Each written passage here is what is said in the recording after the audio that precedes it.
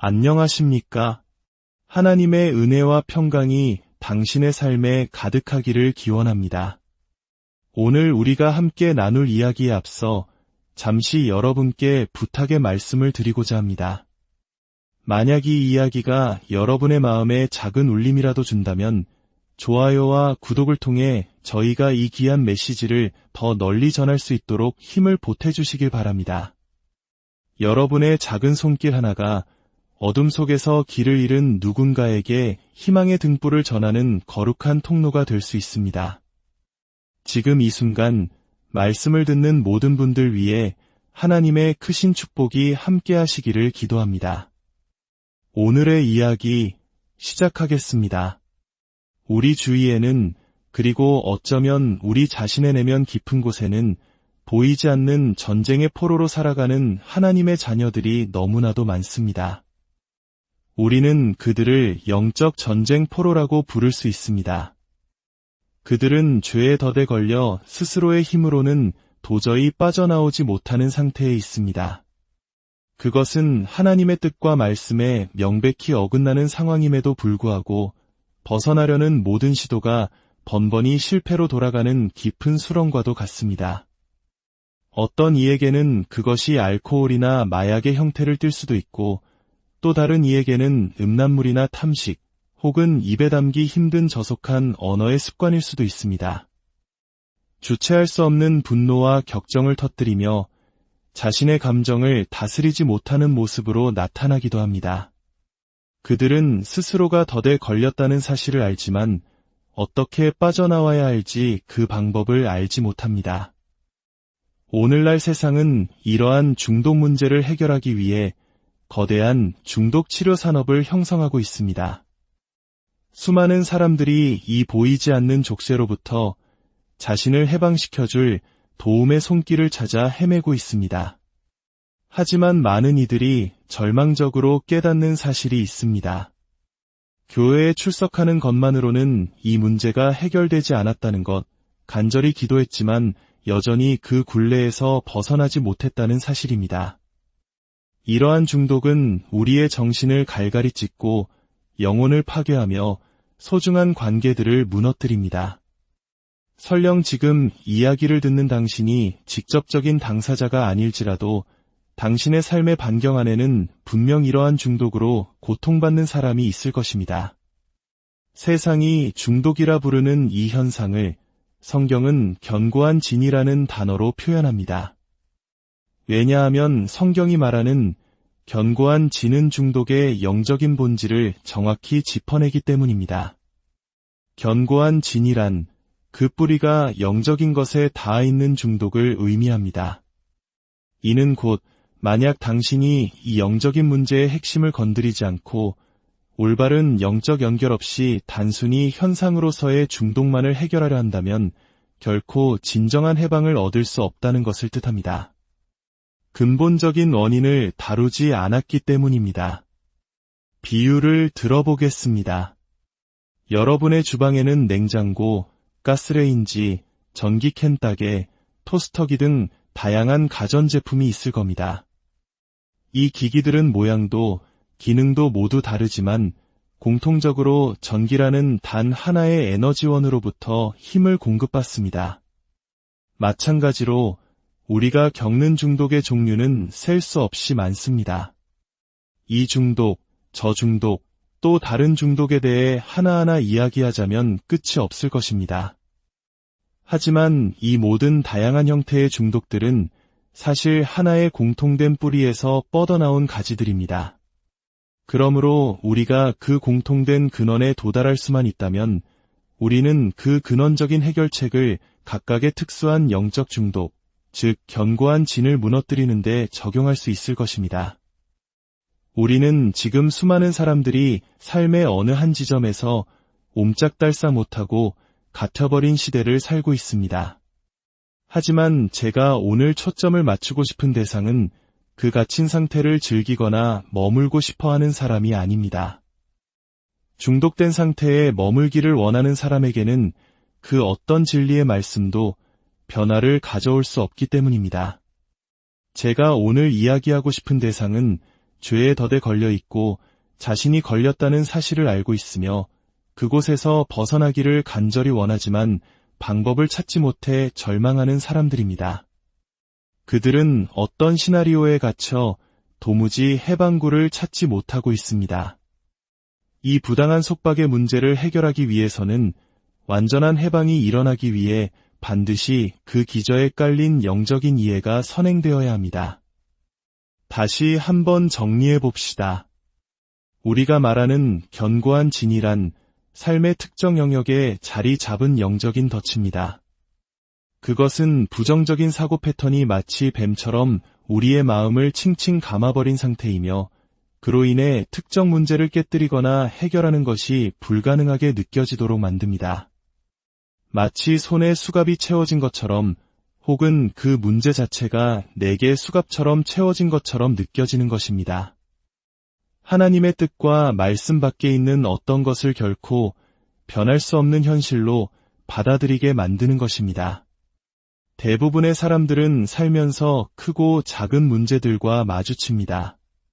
때로는 사소해 보이는 중독이라 할지라도 중독은 성장하는 속성을 가지고 있습니다. 그 안에는 관문 효과라고 불리는 잠재력이 내재되어 있어 우리 삶 속에서 그 영역을 점점 더 확장해 나가는 힘을 가집니다. 당신이 중독, 즉 영적 중독인 견고한 진 안에 있을 때 당신은 마치 무덤이나 감옥에 갇힌 듯한 기분을 느낍니다. 누군가가 열쇠를 저 멀리 던져버린 것만 같습니다. 많은 사람들은 이 견고한 진과 싸우다가 결국 그것을 피할 수 없는 현실로 받아들이는 길을 택합니다. 그들이 바랄 수 있는 최선은 어차피 변하지 않을 감방을 예쁘게 꾸미는 것뿐입니다. 이 중독을 평생 안고 가야 한다면 최대한 즐겁게라도 지내보자 라고 생각하는 것이죠. 또 다른 사람들은 죄 관리라는 것에 안주합니다. 결코 이 죄를 없앨 수는 없을 테니 쓰레기 압축기처럼 그냥 꾹꾹 눌러 담아 없는 척이라도 하자. 하지만 이는 더 많은 쓰레기를 담을 공간만 만들어줄 뿐입니다. 그들은 그저 자신들이 할 수 있는 최선의 방식으로 죄를 관리하려고 애쓸 뿐입니다. 그러나 오늘 저는 그리스도인들 역시 비그리스도인들처럼 견고한 진에 갇힐 수 있다는 이해를 바탕으로 구원을 위한 성경적인 메커니즘을 제시하고자 합니다. 우리가 구원받았다고 해서 우리의 육신이 사라지는 것은 아니라는 사실을 깨닫는 데는 그리 오랜 시간이 걸리지 않습니다. 우리 중 일부는 구원받기 이전에 육신이 너무나 잘 훈련되어 있었기 때문에 구원받은 이후 오히려 육신이 자신이 얼마나 강한지를 보여줄 새로운 기회로 삼기도 합니다. 신약 성경에서 가장 영적인 인물이었던 사도 바울조차도 떨쳐낼 수 없는 어떤 문제로 씨름했습니다. 로마서 7장 14절에서 24절을 보면 바울은 자신이 원하지 않는 일들을 하고 있다고 고백합니다. 그는 스스로에게 이것을 해서는 안 된다고 말했지만 그것을 실행할 능력이 없었다고 말합니다. 하나님, 다시는 하지 않겠습니다. 라고 수없이 약속했지만 그의 육신과 구원받은 영혼 사이의 싸움은 계속되었습니다. 예수님께서 나사로를 죽음에서 일으켜 생명을 주셨을 때 성경은 그가 무덤에서 나왔으나 손과 발이 여전히 수의에 묶여 있었다고 기록합니다. 그가 생명을 얻었다는 사실이 곧 그가 자유로워졌다는 것을 의미하지는 않았습니다. 예수님께서는 그를 풀어주어 가게 하라고 말씀하셔야 했습니다. 내가 그에게 생명을 주었지만 그는 자유가 필요하다는 뜻입니다. 이처럼 우리가 그리스도께 나아와 영원한 생명을 얻었음에도 불구하고 여전히 어떤 견고한 진이나 영적 중독으로부터 자유롭지 못할 수 있습니다. 견고한 진, 즉 영적 중독이라 불리는 이것은 삶의 특정 영역에서의 영적 노예 상태입니다. 바울이 14절에서 자신을 죄의 종이라 부른 이유가 바로 이것입니다. 당신이 종이라면 당신에게는 주인이 있다는 뜻입니다. 바울은 그 주인을 죄라고 부릅니다. 그는 그것을 나쁜 습관이나 실수라고 부르지 않았습니다. 그는 그것을 하나님의 뜻과 말씀에 정면으로 반대되는 실체라고 명명했습니다. 그러므로 우리는 이 중독을 그것이 어떤 종류이든 간에 있는 그대로 불러야 합니다. 당신은 그저 힘든 싸움을 하는 것이 아니라 죄라는 주인을 섬기고 있는 것입니다. 단순히 실수를 반복하는 것이 아니라 죄라는 주인을 둔 것입니다. 자신의 주인이 누구인지 정확히 알지 못하면 그 문제를 제대로 다룰 수 없기 때문입니다. 그렇다면 이 견고한 진, 이 영적 중독은 어떻게 생겨나는 것일까요? 원인을 이해하는 것이 곧 치유로 가는 길이기 때문입니다. 의사에게 가면 올바른 처방을 내리기 위해 먼저 원인을 찾으려 할 것입니다. 우리 중 많은 이들이 잘못된 원인을 치료하려 애쓰면서 왜 영적으로 건강해지지 않는지 의아해 합니다. 이것을 이해하기 위해 고린도후서 10장으로 가보겠습니다. 이것은 우리 자신을 위해 혹은 우리 주변의 누군가를 위해 반드시 필요한 말씀입니다. 10장 3절부터 5절입니다. 우리가 육신으로 행하나 육신에 따라 싸우지 아니하노니 우리의 싸우는 무기는 육신에 속한 것이 아니요 오직 어떤 견고한 진도 무너뜨리는 하나님의 능력이라 모든 이론을 무너뜨리며 하나님 아는 것을 대적하여 높아진 것을 다 무너뜨리고 모든 생각을 사로잡아 그리스도에게 복종하게 하니 중독의 문제, 즉 우리를 지배하는 죄의 문제는 높아진 것과 관련이 있습니다. 5절에 나오는 높아진 것이라는 구절이 보이십니까? 이 단어의 헬라어 원어는 칸막이라는 의미를 가지고 있습니다. 교실 중간에 있는 칸막이를 생각해 보십시오. 우리는 공간을 둘로 나누기 위해 그 칸막이를 칩니다. 바닥부터 천장까지 닿는 높은 칸막이는 방을 분리하여 이쪽 방의 정보가 저쪽 방으로 넘어가지 않도록 막는 역할을 합니다. 바울이 말하는 것은 우리가 계속해서 패배하는 이유가 바로 우리 마음속에 있는 이 칸막이 때문이라는 것입니다. 마음속에 장애물이 있는 것입니다. 그는 사탄이 하나님을 아는 지식을 대적하기 위해 우리의 생각과 이론을 사용하여 이 칸막이를 세운다고 말합니다. 사탄은 우리의 마음속에 칸막이를 세워 하나님의 진리가 온전히 통과하지 못하도록 막습니다. 여러분이 아무리 많은 설교를 들어도 그 말씀이 마음의 다른 방으로 넘어가지 못하는 이유가 바로 이것입니다. 왜냐하면 다른 방은 사탄이 심어놓은 모순된 정보로 가득 차 있기 때문입니다. 사탄은 하나님의 지식이 그 방으로 넘어오는 것을 원치 않습니다. 그는 이 높아진 것이 하나님께서 말씀하시고 생각하시는 것을 정면으로 반박하게 만듭니다. 결국 사탄은 하나님의 진리가 우리의 사고 패턴에 온전히 스며드는 것을 막아 우리가 한순간은 승리했다가 다음 순간은 패배하는 삶을 반복하게 만듭니다.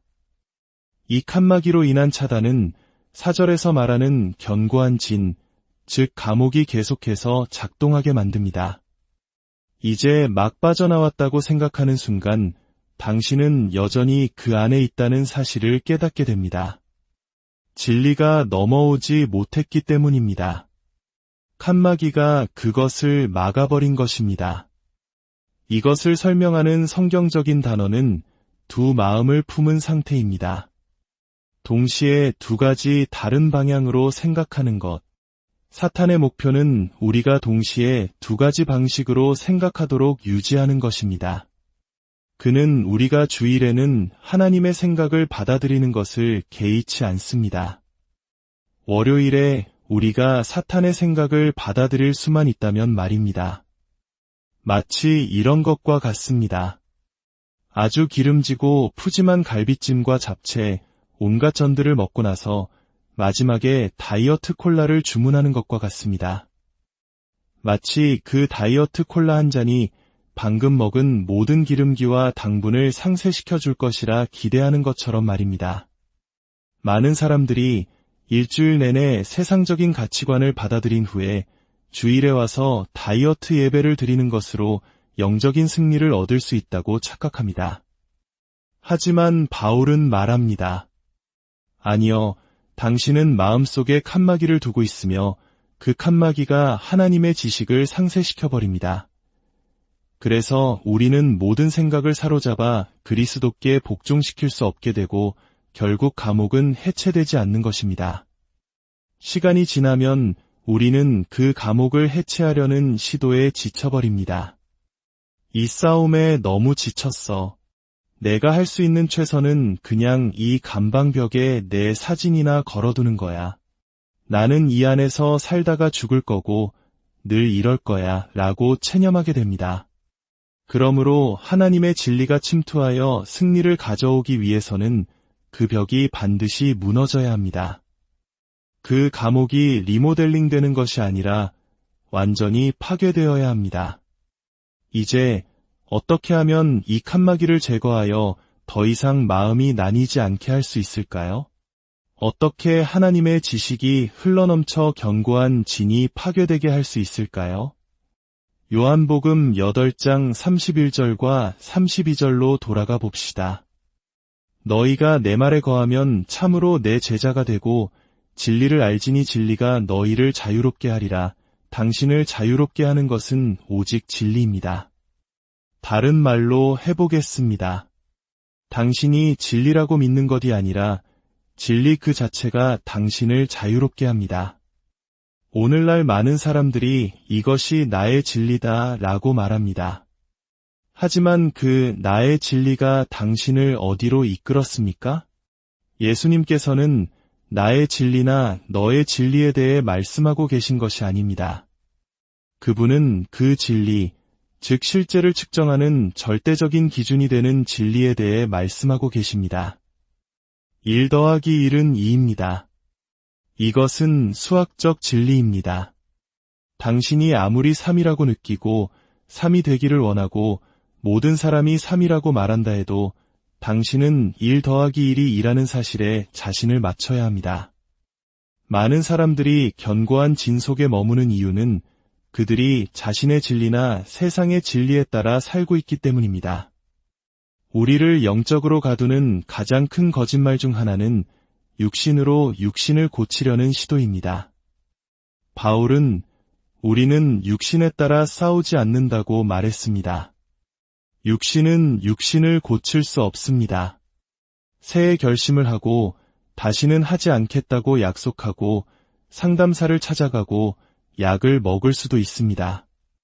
하지만 그것이 영적인 죄의 문제라면 우리는 문제를 해결하기 위해 문제 자체에게로 가고 있는 셈입니다.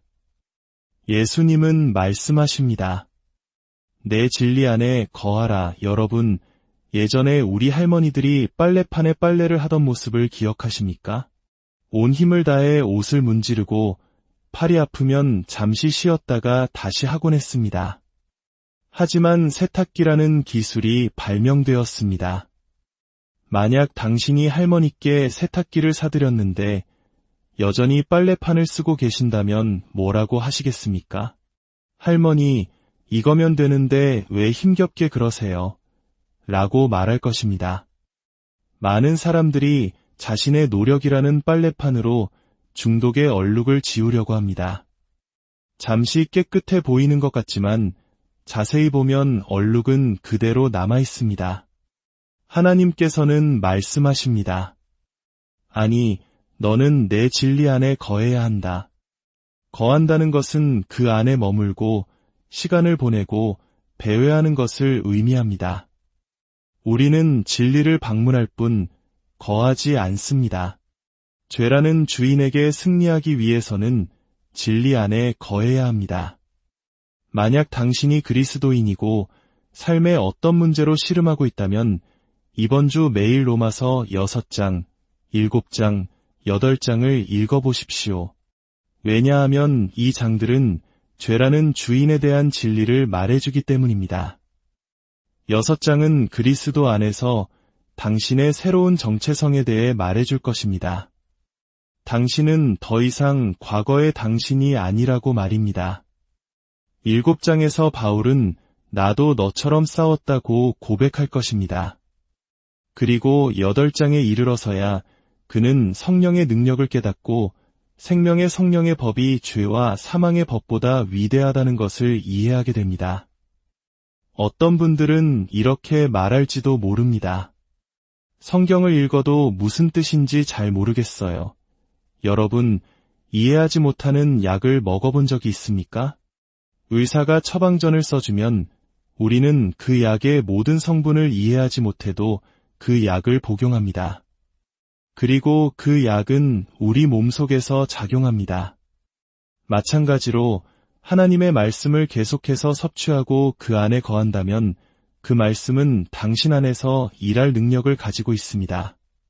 그런데 여기 놓치면 안 될 또 다른 중요한 사실이 있습니다.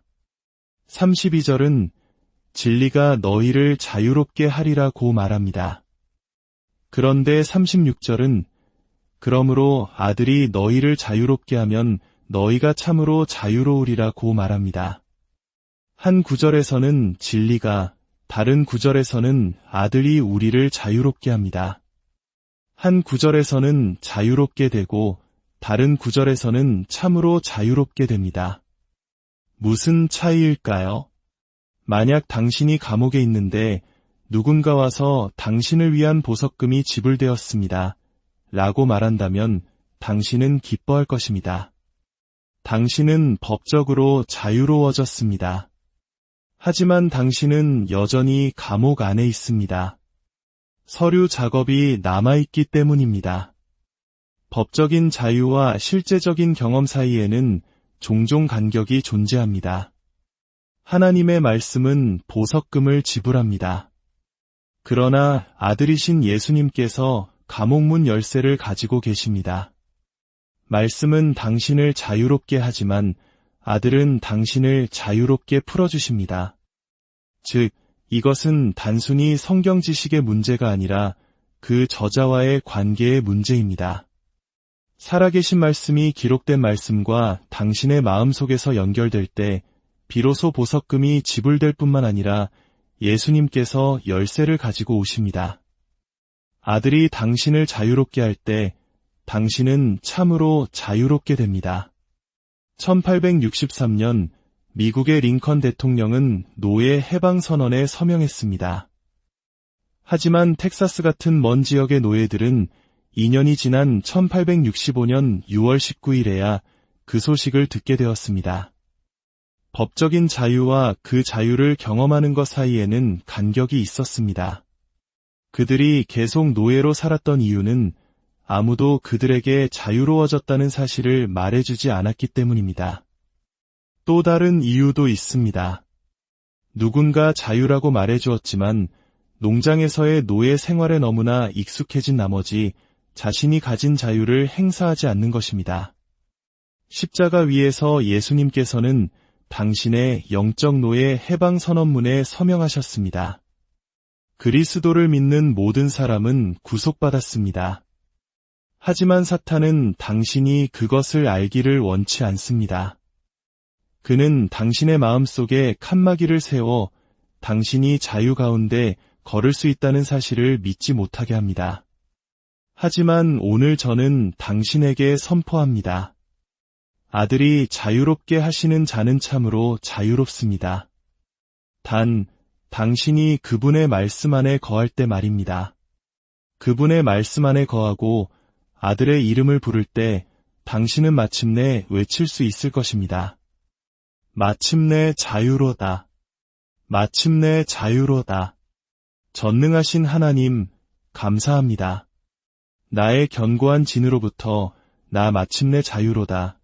오늘 이 말씀을 듣는 모든 분들의 삶 가운데 아들이 주시는 참된 자유가 임하기를 간절히 기도합니다. 하나님의